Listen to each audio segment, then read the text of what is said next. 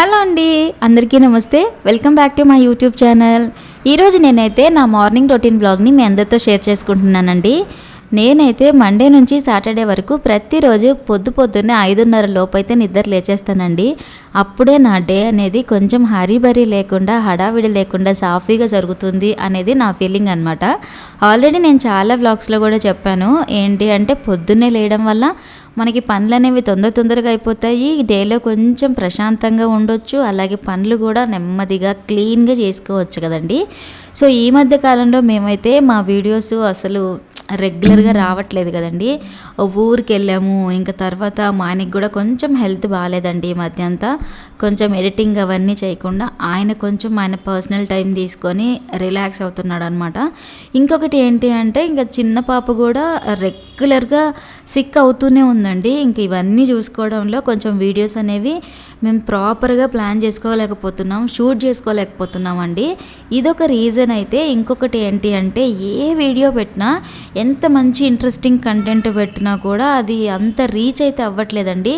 ఏదో అరాకొర ఒక 100 మంది కూడా చూడట్లేదు అనమాట ఈ మధ్యకాలంలో.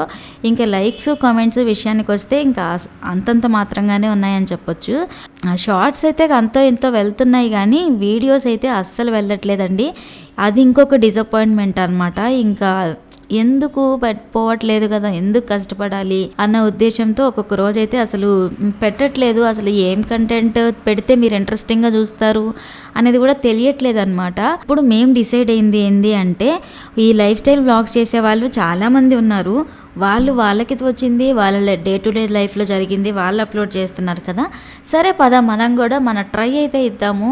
మనల్ని కూడా ఇష్టపడే ఆడియన్స్ ఖచ్చితంగా ఏదో ఒక రోజు వస్తారు అనే ఆశతో ఇక మీద నుంచి మేమైతే రెగ్యులర్గా వీడియోస్ పెట్టడానికి ట్రై చేస్తామండి. ప్లీజ్ మీ లవ్ అండ్ సపోర్ట్ని మీ లైక్స్ అండ్ కమెంట్స్ ద్వారా మాకు ఖచ్చితంగా తెలియజేయండి. ఇంక ఈ వ్లాగ్ విషయానికి వచ్చేస్తే ఇక్కడ చూస్తున్నారు కదండి, ఇంకా తెల్లకి కూడా అవ్వలేదు. ఆల్మోస్ట్ 5:45 అంత అయిందండి టైము. అంతే. ఇది కొంచెం లాంగ్ బ్యాక్ షూట్ చేసుకున్న వీడియో అనమాట.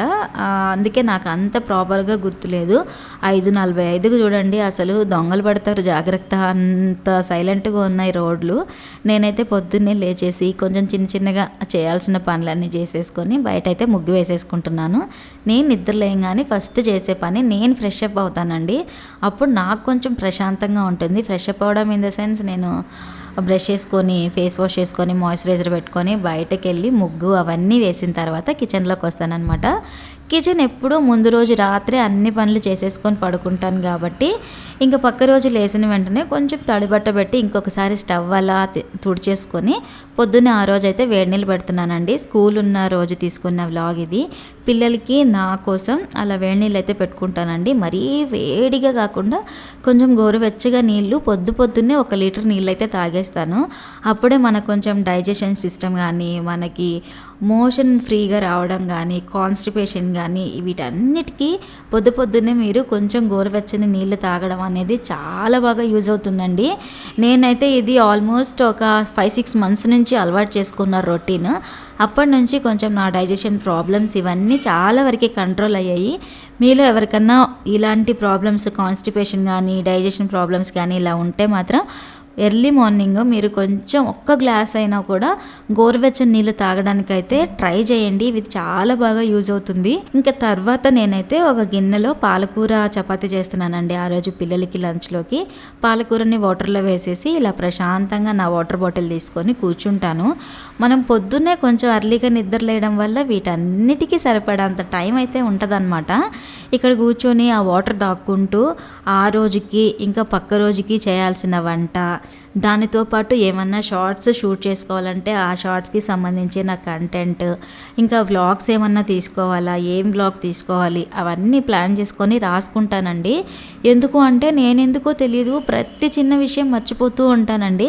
అందుకే నేను స్టిక్కీ నోట్లో కానీ ఇలాంటి నోట్బుక్లో కానీ ఇంపార్టెంట్ విషయాలు ఏమన్నా ఉంటే, ఇంపార్టెంట్ అనే కాదండి, నేను వంట ఏం చేయాలనేది కూడా రాసుకుంటాను. లంచ్కి ఇది చేయాలి, డిన్నర్కి ఇది చేయాలి, అలాగే బ్రేక్ఫాస్ట్కి ఇది చేయాలి, పిల్లలకి స్నాక్ స్నాక్కి ఇది పెట్టాలి, లంచ్కి ఇది పెట్టాలి అని ప్రతిదీ రాసుకొని ఈ నోట్బుక్ని అయితే నేను నాకు కనిపించే విధంగా పెట్టుకుంటాను అనమాట.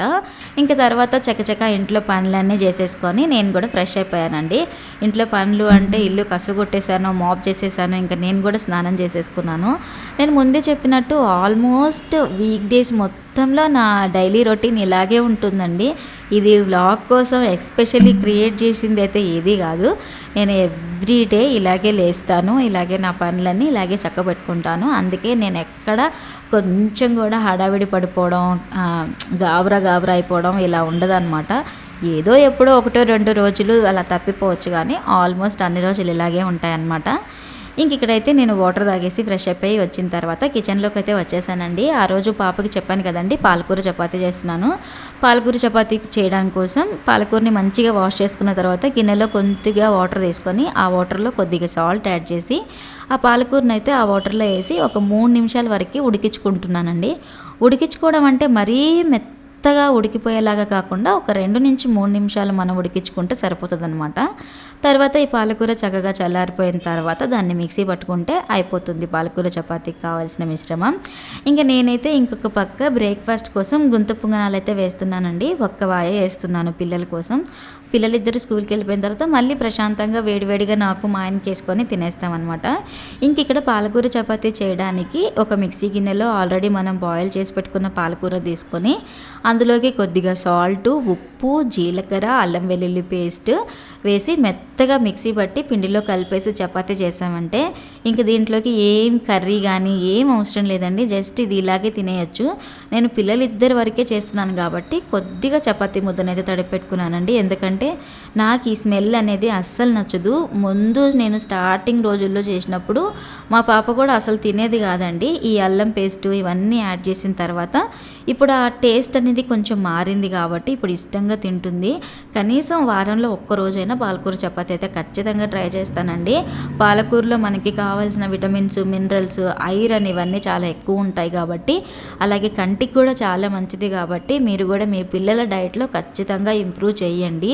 ఇలా కాకపోయినా కూడా కర్రీలాగా చేసి పెట్టడము ఏదో ఒక విధంగా ట్రై చేయండి. మనం పప్పులో పాలకూర పెట్టినప్పుడు ఏంటి అంటే మనకు కావాల్సినంత పోషకాలు అయితే పిల్లలకి అందవు. అందుకే ఇలా ఇవ్వడం వల్ల మంచిది అనేది నా ఉద్దేశం. ఇకపోతే నేను పిల్లలకి లంచ్ బ్రేక్ కోసం పాలకూర చపాతీ, అలాగే స్నాక్ బ్రేక్ కోసం జామకాయ అయితే పెట్టేశానండి. ఇప్పుడు ఆల్మోస్ట్ టైం వచ్చేసి 7 అయిపోతుందండి. ఇంకా 7 గంటలకి మా వారైతే మా పాపని నిద్ర లేపుతారనమాట.